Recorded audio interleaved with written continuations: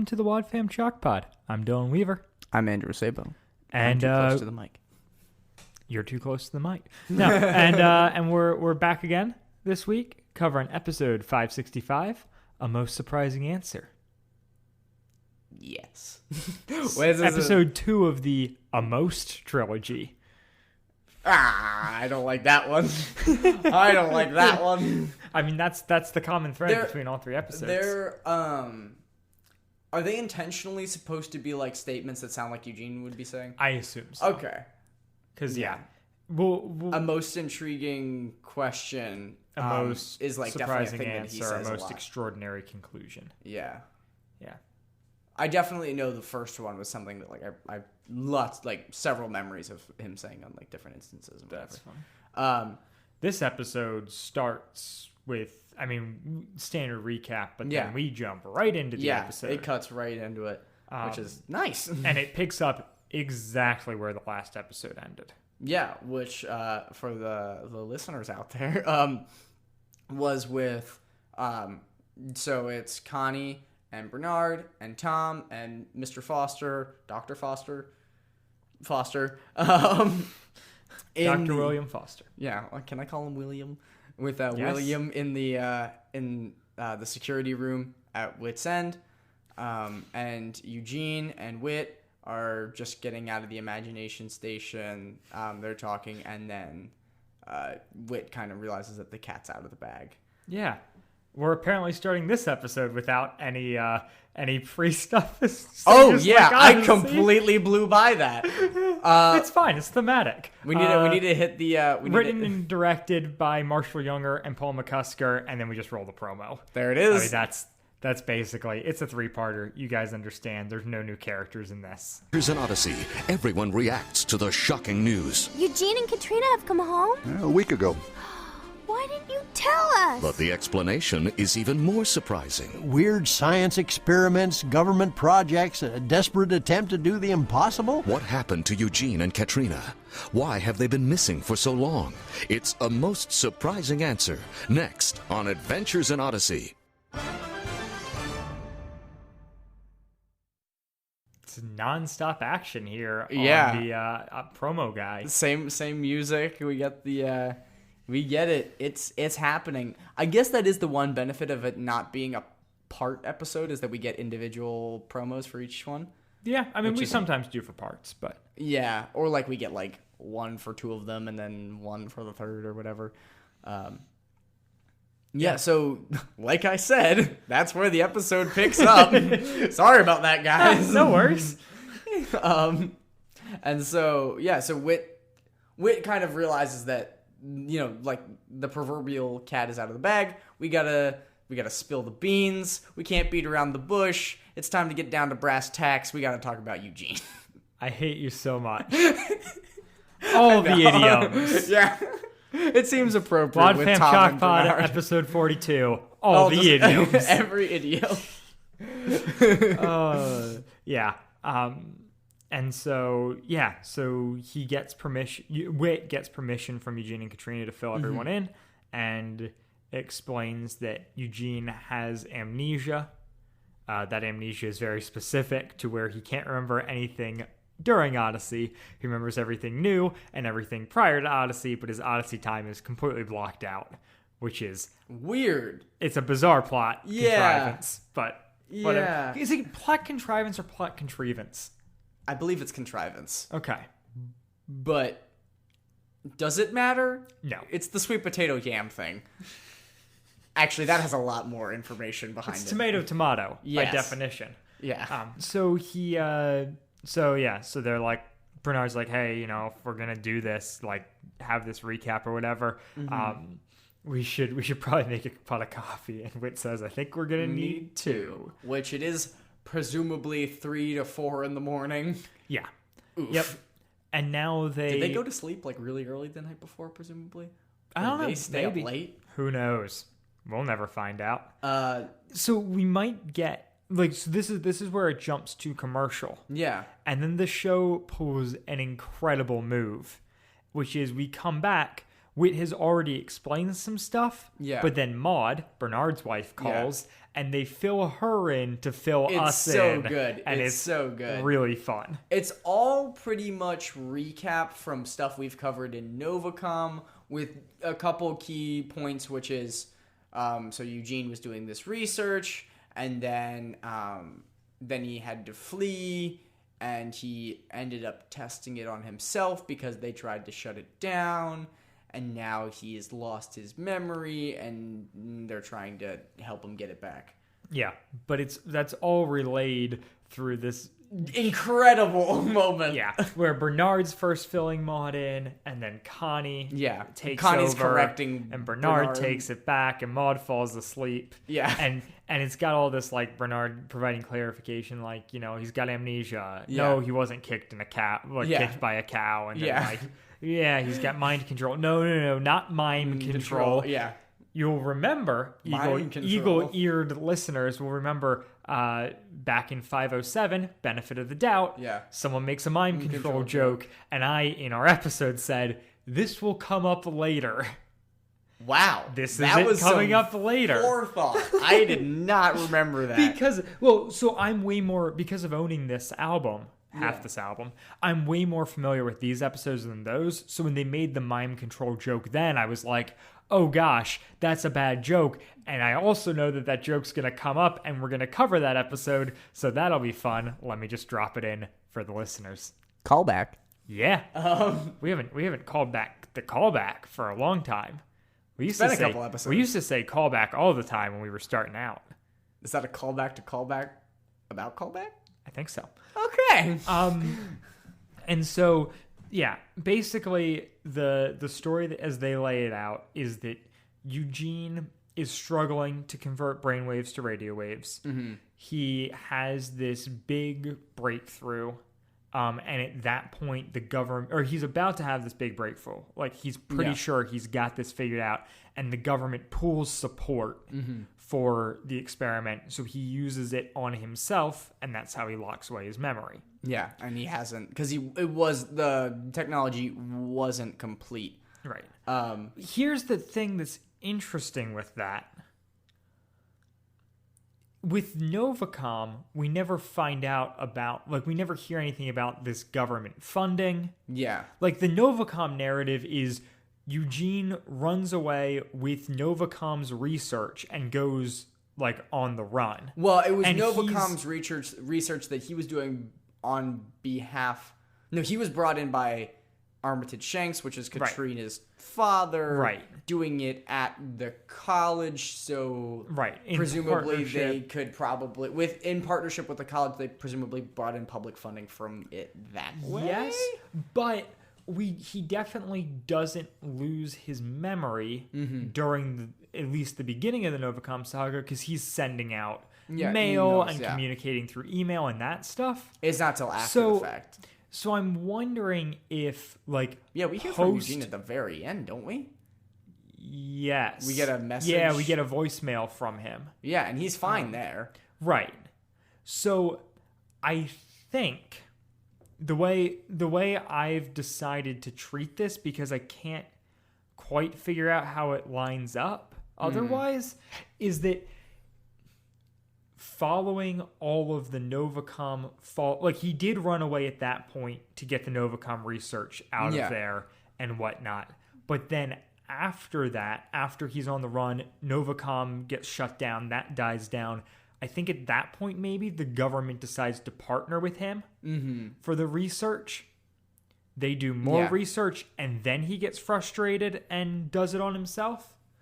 So that's the best I could come up with, because he clearly has his memory in the episode Exit. Yeah, and then after that, we don't hear from him. Right. So, but it's interesting that he is proceeding with this brainwaves radio wave study even after Novacom tries to use it as mind control. Yeah. And successfully uses it as mind control. Yeah. Yeah, not a great idea. Yeah, no. And it's unclear what, like, when he does it to himself, what he's trying to accomplish. because so the initial conceit of the study is to help disabled people be able to control things with their mind. Yeah, like we see mechanically, with Duncan Mathis. So, and they never really get that figured out because Novacom decides, hey, we just want to use this for mind control, and then they go that route. So it makes sense if Eugene was continuing in that vein. But what then is he trying to do he experiments on himself? Like, he just, puts on a headset and tries to move something with his mind? And it steals his memories? Like, it's a little iffy. He's using faulty technology for the purpose of that, but, like, to my understanding, well, I guess his technology before was functional but not without drawbacks, and this presumably was more functional and had even greater drawbacks. Right. Because the other, I guess that is the big thing, is they did seem to kind of figure it out with Mathis, and then Agnes ends up using a version of the technology, but it ends up leaving them worse off. Yeah. Same thing with Dent, but with Eugene, it seems like rather than like it works for a while and then it's really bad, this was just like, boom, your memories are from the past Are gone. However, like they explain it like it's a glitch in a hard drive, like he just can't access them. They're not gone. They're locked, like they're in a safe in his mind that he just can't get to. Yeah. And they do a specifically interesting job of not tying it to, like, saying like since he's been to Odyssey, and never actually giving a number of years or time frame, because that would really lock Odyssey into a time for how long period, he's been there, which is like interesting, whether intentional or not. Right. No, I'm pretty sure that's a intentional thing that they didn't do it. Yeah. But so the whole like experimenting on yourself, losing your memory is like a very much TV trope that they're playing with here, and Bernard even addresses that directly. He's like, this feels like a bad TV show. Like the person goes crazy and experiments on themselves. Like the hero always experiments on themselves. And kind of like, oh, you called him a hero. Yeah. But yeah, that is. Also of note, Eugene climbing out of the imagination station is the album artwork for Eugene Returns. Oh yeah, with Connie, Bernard, Tom, and Whit standing there looking at him, even though that's not the way it happened in the episode. Nope, not at all. But hey, who cares? Also, in the artwork, Bernard's lips are gargantuan. Like, my guy looks like an orangutan. And I feel bad because he has not appeared in my head that way. Yeah, maybe it's just that artwork. His lips are a little bit like the short boss from The Incredibles. Yes, and it's definitely like the peanut-shaped head, or like the gourd-shaped head that's much wider on the bottom than it is on the top. Yeah, that's funny. Which inversely, Eugene's head, which I believe his bang layers that add to like the 3 inches off his head, is getting bigger. Because it's true. His at least hair, in this artwork, his hair sits on top of his head like a beret. It's a full hat. He has a full hat. But also, his bangs are always covering his eyes, which I think is funny. Like, they sit behind his glasses in front of his eyes. Yeah. And he's always rocking the white shirt with the black vest. Eugene would be a really easy cosplay. Oh, he would be. Oh, man. I mean, except for I don't have hair. If we go to a wig though. If we go to a Halloween party, Andrew, we need to do it Odyssey themed. Totally. Wait, well, we can't both be Eugene. No, you can be Bernard. Yeah. You just carry around a mop, wear like he's got that weird like painter hat thing. Yeah, that flips up in the front. Yeah. Yeah. And talking idioms. Right. I've proven I can do that. Yeah, exactly. It's perfect. I like this plan a lot. And Lisa can be Connie, so that gets confusing for people. No. No, she can be Maud in the chicken wing costume. Oh yeah. I really hope that's actually canon. I know it's mentioned as if it is. No, it is. Because they both mention it in the one episode, but then they also do in that like the episode about like first loves, where they're like it's a blackout and they're all talking about early love stories. We actually see that scene. Yeah. Oh my lord. That would be special. Perfect. I love it. Let's make it There's happen. no way she'll do that.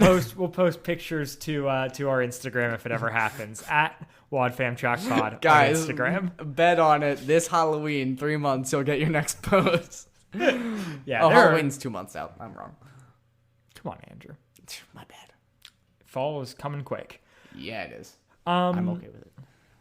So the whole thing that Whit's been trying to do here, and we don't get a great impression on how long like Eugene and Katrina have been back and that they've been working on this, but the idea is that Whit wants to use the imagination station to stimulate the memories. Yeah, pretty much the idea is that like it's kind of like you said, like if his mind is a lock, that there's a safe to his memories, that the imagination station is just sticking a bobby pin in there and just repeatedly jamming at it to see like if I throw enough at it, something will stick and it'll open. Right. Because it's basically just playing through stuff from Eugene's life in Odyssey. Life and experience and facts and stuff like that. And filling him in on information. Getting his whole life narrated to him. Yeah. Pretty much. Or at least his experience in Odyssey, which I guess is his whole life for my concern.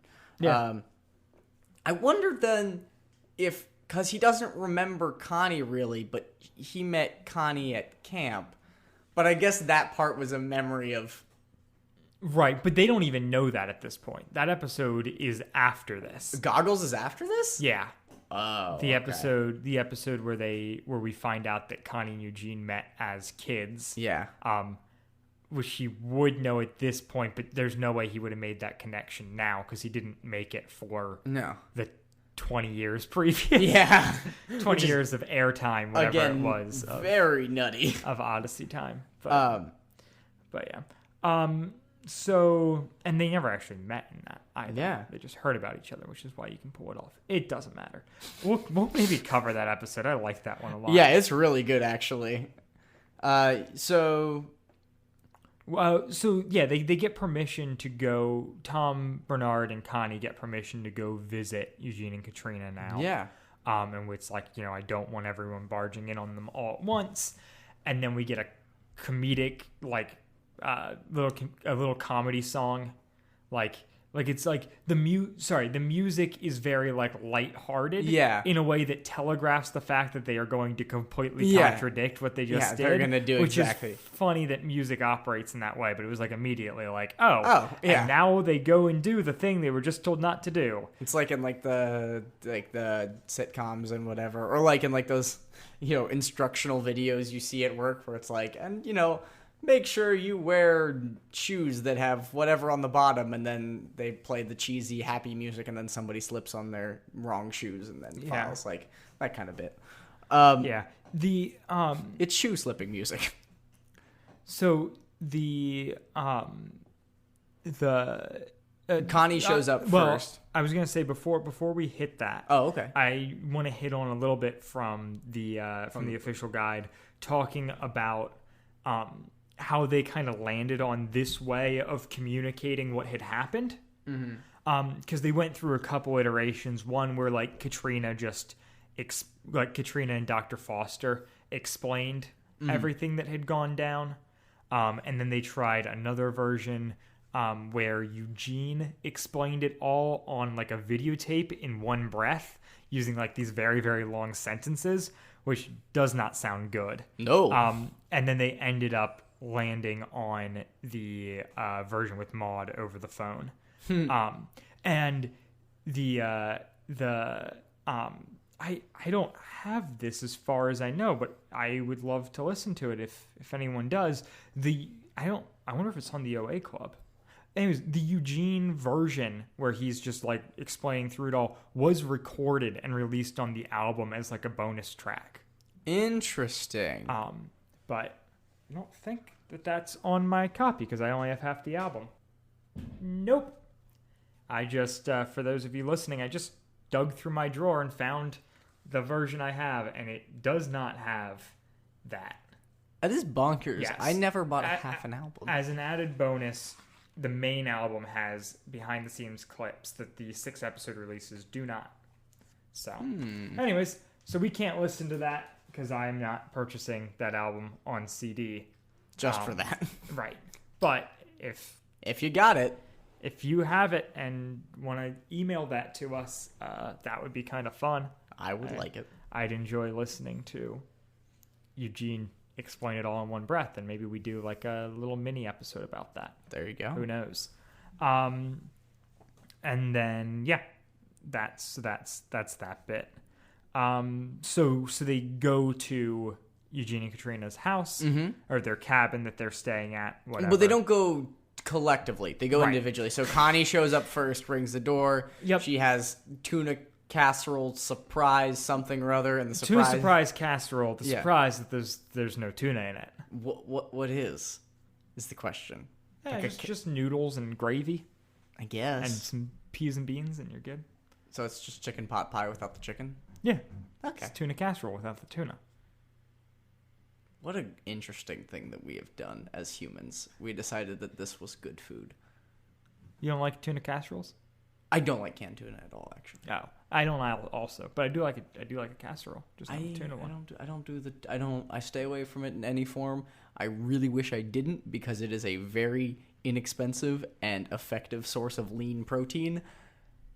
I hate canned tuna. I hate tuna salad. I don't know why. It hates you too. Yeah, I guess so. I'm cool with that. So it's a really And this is our first awkward- introduction to Katrina, new voice actor Katrina, right? yes. No, she has heard a little bit in the last episode, Oh, yeah. but still, this is The first she has dialogue. like a line Yeah. in the last episode. So yeah, she good voice casting. I don't notice that she's like extremely different. No, I Then- noticed a bit of a difference. I honestly thought that it was just because, like, I didn't notice that it was a different voice actor. Right, you just thought 3 years had passed. Yeah, I thought that 3 years had passed and that she had just matured. And, like, whatever. But, Yeah. If they're gonna switch voice actors, this is the way to do it because there was such a big gap here. Yeah. So Connie makes this so awkward, and they're both kind of awkward about it. She refers to Katrina as Mrs. Meltzner, Yeah. which is awkward because like Connie and Katrina were friends. Yeah. And I think it's a lot of Connie just feeling like she missed out on so much of their lives. Yeah, I mean, and now Eugene's back, but he doesn't remember anything.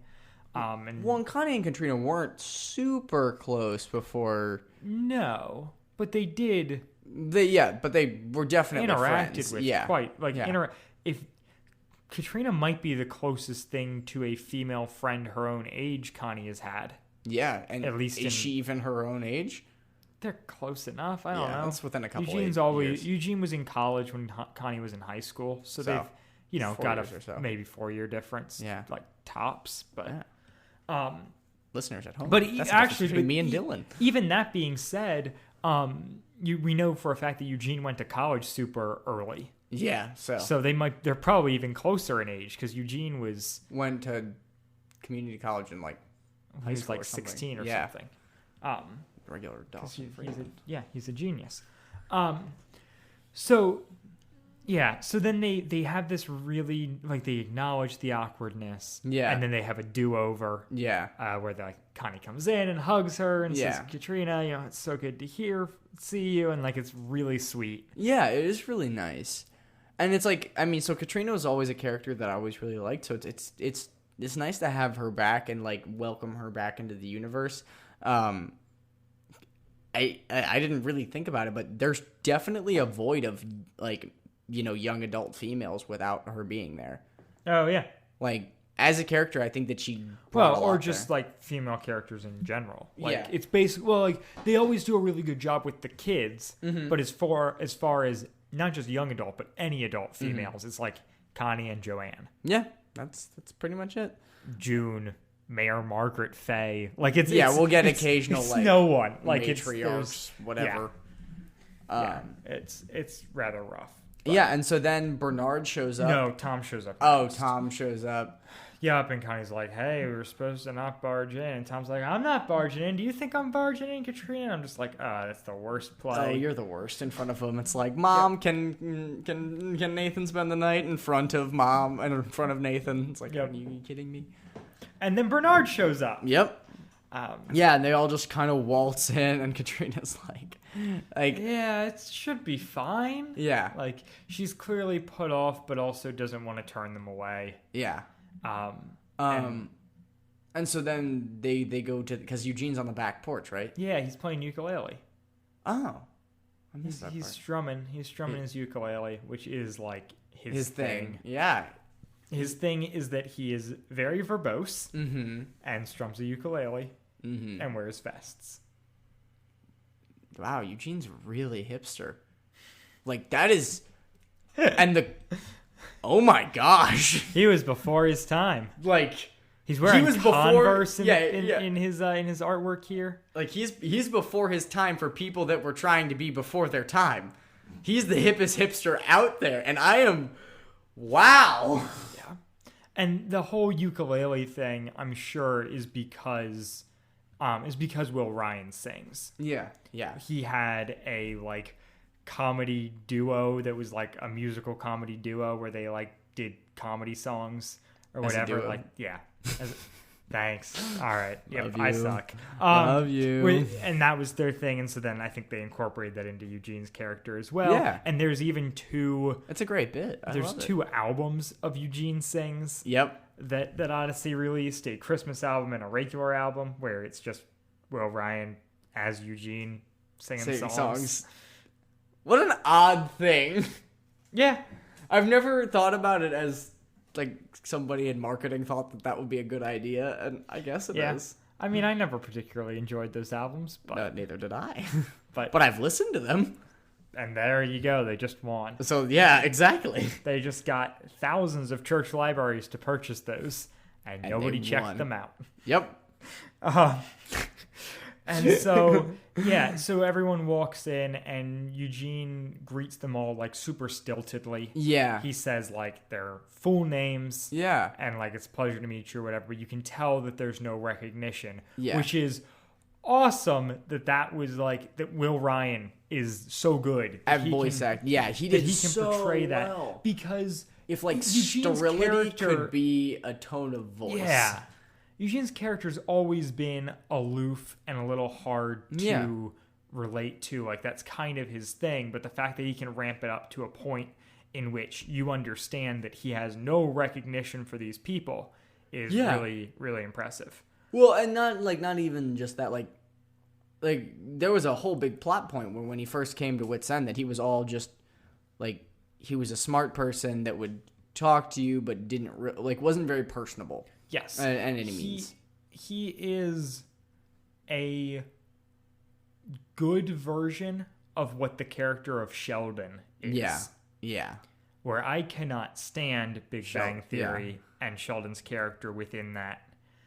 Eugene is that, but I think maybe it works because it's not being played for comedy in the same way. Yeah, it's been he pushed feels out, like a real person, but he does talk I think he's also missing some of the arrogance that a character like Sheldon would have. Yeah. But Eugene does talk in really big flowery words. He doesn't say a lot of short phrases, like everything's a little bit more drawn out and technical than it needs to be. Yeah.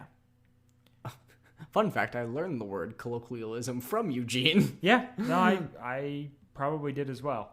There's a lot of like Eugene things that I think about, like greetings and felicitations. Yeah. Is like his catchphrase. Greetings and salutations. Greetings and salutations, but then he does I think it's a Christmas episode. He says greetings and felicitations of the season. Oh. But yes, greetings and salutations. Because as we've mentioned, Dylan had the Christmas album. Yeah, that's true. In addition to this half album, I did have the Christmas album. Yeah. We get this really good scene where they're all just trying to kind of jog their memory, or they're all trying to jog Eugene's memory. Yeah. Like Connie brought pictures, right? No, not at this point. No, Connie comes back with pictures later, but they're all just trying to, Yeah. film in, and Connie breaks down. Yeah. She's Like- having a really hard time. She's like, Like, how can you talk to me because like you don't know me? it's been years since she has seen a really close friend. Yeah. And a lot has happened in those years. Yeah. Eugene and Mitch never interacted. Yeah. Like, that's a huge part of her life that Eugene's never going to know about to begin with. And then on top of that, he doesn't remember any of their other history. Yeah, acting like she never existed. Yeah, and you can tell that it's hard for him. Like, he's pulling from this bank of information That he's been given. but he doesn't have a relationship or any emotional connection whatsoever to it. And so that ends up showing through, right? Because they have the, so Connie ends up breaking down and leaving. And, Eugene obviously feels bad. She goes in with Katrina, and they kind of talk about it a little bit. And I love that scene. Yeah, they're just talking like super how real. How do you like, do this? Because you realize then that, like, oh yeah, if this is the way things went, then, like, Eugene also doesn't really have memory of any of his build up to the relationship with Katrina. Yeah. Like, he might have marriage information because that's after he left Odyssey, but still, and she's been Only dealing a this little bit, with yeah. this for years, I think is the implication. At least At months. least, yeah, for a But- good while. Which and- is nuts. Like, can you, Yeah. could you imagine, like, waking up and then your significant other just does not remember, like, hardly anything about you? Yeah. Like, that, and so we get this moment of them just being, like, like, Katrina's like, I take it, like, one day at a time, and Connie just says, like, oh, I'm just gonna have a good cry and get it all out, and so then she starts, like, sobbing, and then Katrina's like, I think I'll join you. Yeah. And then they both are just weeping, and it's really emotional. Yeah. It's like Good wow. acting. And we don't get a ton of crying on camera in Odyssey. We mostly get it from Connie. Yeah. Camera, but you know what I mean. And so this is Yeah. Yeah. And then close to home. Yeah, and then we jump away to Connie then showing up at Wits End the next day.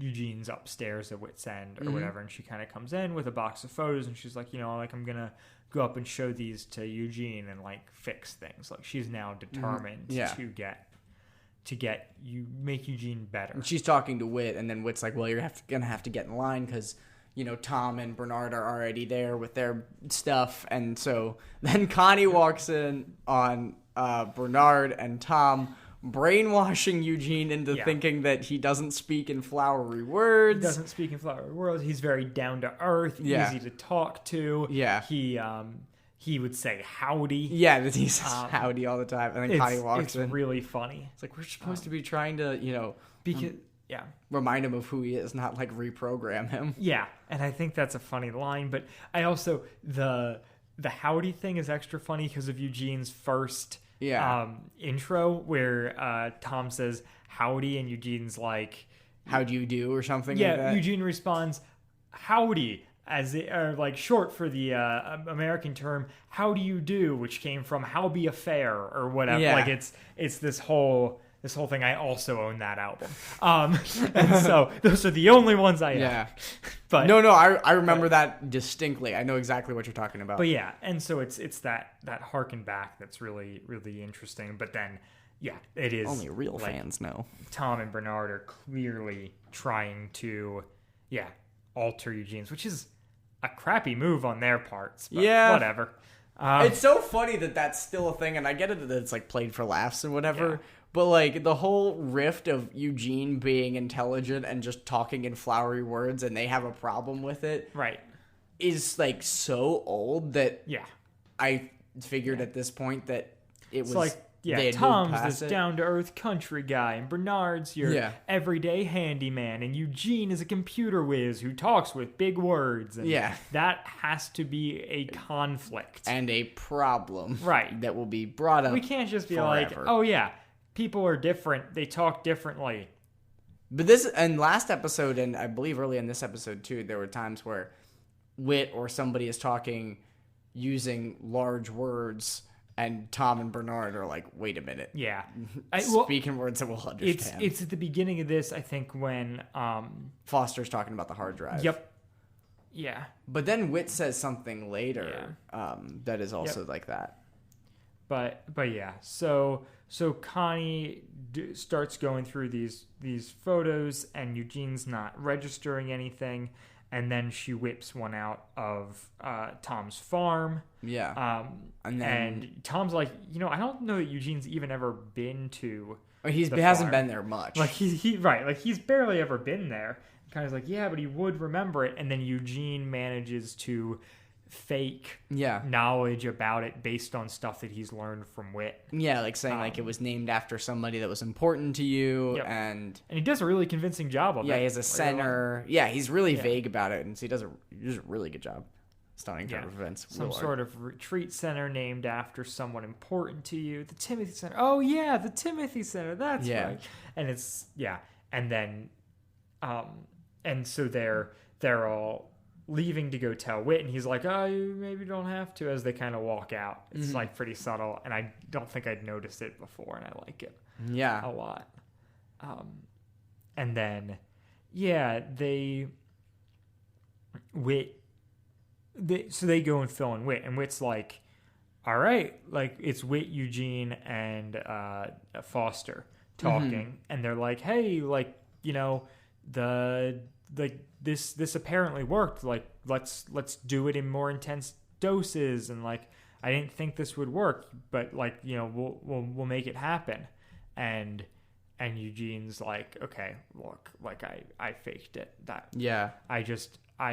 He has this really touching line of like, I didn't think that I could miss something that I didn't have. I forget what the exact phrasing is, but it's along those lines of like, he was so convinced that like he wouldn't feel like, because he had no memory of this, not having that memory wasn't going to hurt him. But seeing all these people around him who care so much for him. Yeah. He's missing like the part where it's like, well, there's other people that are affected by me having a relationship with me and me not being able to contribute to that. Yeah. Oh, here's the quote, actually. Thank you, AIO Wiki, for having that. Thank you, Lee. Eugene says, I made the foolish assumption that I would not miss what I could not remember, but it is now apparent that I'm missing out on so much. Knowing you as I once did, it's terrible ache, a desperate longing. I really must succeed in restoring my memory. Yeah. And his voice breaks while he's saying it, and it's so well performed, and you get it. Like, you're like, yeah, this is hurting him too. Like, and it's an emotional moment because up to this point, like, our interaction with him has been like, kind of like I said, like very sterile, very one-sided, like almost robotic. And this is him breaking through, being like, this is actually quite difficult for me to not be able to be who apparently I once was. Yeah, and it's so necessary that happens, because it kind of drives him to the end of this episode, which is him and what is it? It's him and Mr. Whitaker, Eugene. Oh, I just said him. Eugene, yes. Mr. Whitaker, Bernard, and Tom. And is Mr. Foster there? Yeah, Foster's there, and Connie's there. Yeah, and Connie's there as well. And they explain that Wit wants to, like, they're going to do something drastic. Yeah. Wit can take the memories of, using the imagination station, take the memories of Eugene, the memories that Connie, Tom, and Bernard have of Eugene, convert them to radio waves, and then convert them back into brain waves and upload them to Eugene's mind. Yeah, via the imagination station. Right. And everyone's like, wait, that's Eugene's technology. Yeah, that's Eugene's research, yeah. That's what got us stuck here in the first place. And then, but Eugene, like, is like, I'm all for it, like, I want to do this, like, right away.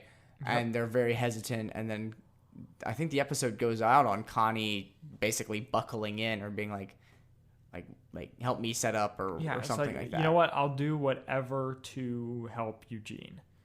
And so, which I don't know if we touched on it before. So Whit makes this note where it's like, before Eugene was watching presumably like an imagination station movie about his own life and like things that he had supposedly experienced, which is cool, except for the fact is that he remembers, he has achieved the ability to recall facts that he has learned since, but he does not have memories, he does not have emotions, he does not have relationships or anything like that.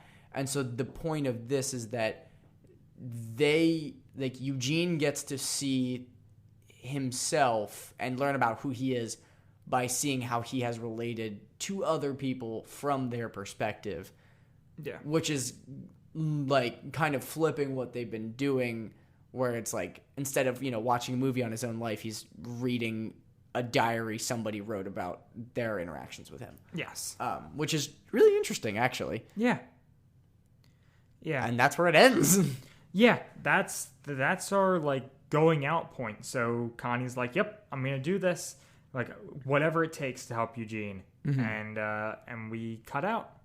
Yeah, and I mean, do we even get a Chris wrap up? I don't think we do. Or it's more like, what's gonna happen next? Yes, Like, is it gonna be live? It's very much the teasery one. I don't think the album version has it. There aren't even any discussion questions for this episode on the AIO Wiki. Whoa! We should make some ourselves. No. Do you think Eugene's skull is shaped like that, or it's just his hair? Is it like Aladdin's pants where his legs are just real baggy and they're actually skin tight? I hate the internet for that. It's so good. Alright, somebody draw it up and send it to us. The only other thing I want to hit on before we send this one out is a cut scene that's listed in the official guide, and that I have no idea how it would work. Okay. So Hubler writes that in an earlier version of A Most Surprising Answer, an earlier version of A Most Surprising Answer contained Nick Mulligan being recruited by the NIH agent, a woman in that version, to spy on Whit and the gang. Nick even tried to lock himself in Whit's End after it closed, but they ended up scrapping it because it sounded too much like Sounds Like a Mystery. And then there was also a version of the script where the Odyssey crew thought that Whit was selling Whit's End to move closer to his grandchildren. And both of those things, I'm like, this must have been so early on in the script, because I have no idea how that would fit in. Yeah. What? What do you do? What? I mean, I guess the gang would have thought that, and it wouldn't have actually happened. Yes. But the idea that Nick was going to be recruited by the NIH agent to spy on Whit, but like in the episodes we get, the NIH just walks in. Yeah. He just immediately talks to Whit, like after being caught twice. Yeah. It's very funny, but I like that they included that just to give us a little bit of, like, I would love to read first drafts of episodes. Oh my lord, scripts. yeah.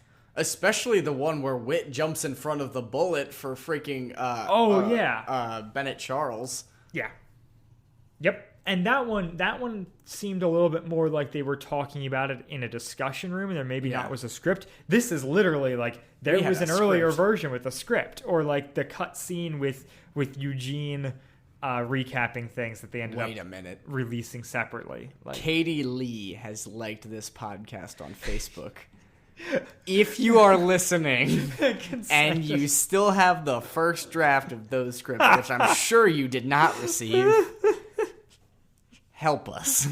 No, I think you and I just need to become best friends with Hubler. I think we must. I mean, that seems like the next step. He seems like a cool guy. He seems very approachable. We have a lot in common. Not really. We have one thing in common that we know of. Odyssey. Yep. Yeah. Your name is Nathan. We've had somebody on the podcast named Nathan. And that is all. Yeah. Your name is slightly similar to one of my friend's last names. So there you go. Oh, you want to man. tell me the deepest, darkest secrets of Adventures in Odyssey? Yes, please sign me up. Actually, yeah. I would like nothing more than the deep, dark secrets of Odyssey. So Anyways. yeah, do you have any closing thoughts for the episode? I don't think so. I'm excited to talk about kind of the conclusion to all this. These are like such plot episodes, but it's Yeah. kind of a fun way to go out. It feels more totally. like tonally like Novacom did Yeah. than the Connie and Mitch stuff. Yeah. And it's fun to see Eugene again. Yeah, really. Like, that was I the missed biggest him. takeaway from this episode. It's just like, oh yeah, Will Ryan as Eugene is great. Is so good, and freaking Bernard and Tom, like characters we Yeah. haven't seen in a while. Yep. Gosh, they're so good. They're real Yeah. good. Closing thoughts, I guess, for me would just be I'm very excited. I don't remember any of this. I remember some of it, like I remember Eugene got brainwashed or whatever, but Right. going into this, like specifics, did not remember any of it. So Yeah. as close to a first impression as you can get from me is kind of what this Yeah. trilogy has been. Which is fun. Yeah, it is. I mean, a lot of times what ends up happening is I remember it as I'm listening to it. I'm like, Yes. oh, like that's That a thing. is, yeah, oftentimes my experience with the show. But sometimes I remember things incorrectly too. So Yeah. Always fun. Alright. You plugging anything? never. I never plug anything. Yeah, and I'm also not plugging anything this week. But yeah, we'll be back next week to talk about the final episode of our Novacom related coverage. Episode 566. A most extraordinary conclusion. Wow. Bye, guys. Goodbye. Wadfam Chalk Pod is a presentation of the Lidditz Podcast Co-op. This show is a fan podcast and has no official affiliation with Adventures in Odyssey or Focus on the Family. As such, the copyright is ours under Creative Commons. Follow the podcast at Wadfam Chalk Pod on Twitter and Instagram, or email us at wadfamchalkpod@gmail.com. Episode 42, A Most Surprising Answer, was hosted by Dylan Weaver and Andrew Rasebo, and edited by Dylan Weaver. And I'm Nathan Haverstick, hoping you'll join us next time for more of the Wadfam Chalk Pod.